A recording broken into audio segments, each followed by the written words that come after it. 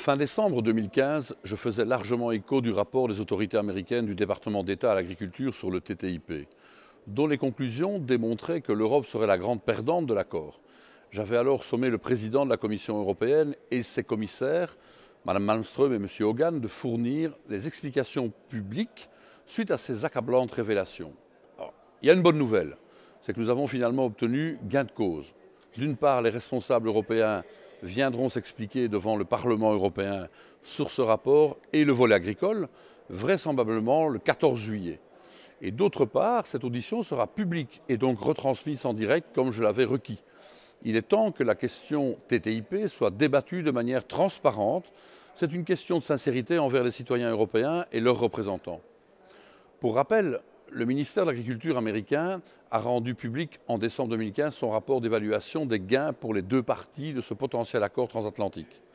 Les conclusions sont sans appel. De l'aveu même des Américains, dans le meilleur des cas, les Européens n'y gagneraient pas grand-chose. J'avais alors demandé l'arrêt des négociations et contacté le président Juncker ainsi que les commissaires compétents, comme je l'ai dit précédemment, afin qu'ils s'expliquent devant le Parlement. Or, je ne veux pas voir mener à l'abattoir l'agriculture européenne et dans son sillage la subsistance alimentaire européenne, la souveraineté alimentaire. Le volet agricole ne peut être la variable d'ajustement des autres chapitres de la négociation. Ce serait se moquer des agriculteurs et des consommateurs européens. La Commission doit donc s'expliquer. Alors que comptait ce rapport? Il était envisagé plusieurs scénarios.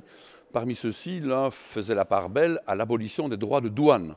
Un autre y ajoute la suppression des mesures non tarifaires, donc les normes. Dans le premier scénario, les autorités américaines estiment leur gain à peu près 5,5 milliards de dollars, pour seulement 800 millions au niveau européen.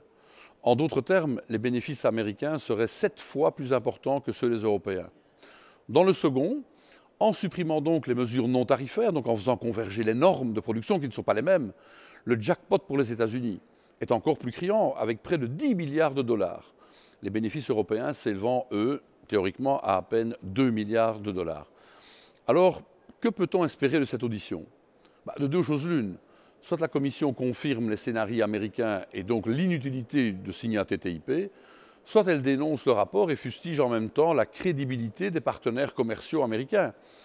Dans cette tractation secrète où l'opacité est un maître mot, obtenir un débat public est un pas vers plus de transparence. Alors, vu les conséquences potentiellement dangereuses du TTIP, notamment en matière agricole, le citoyen a plus que jamais le droit de savoir.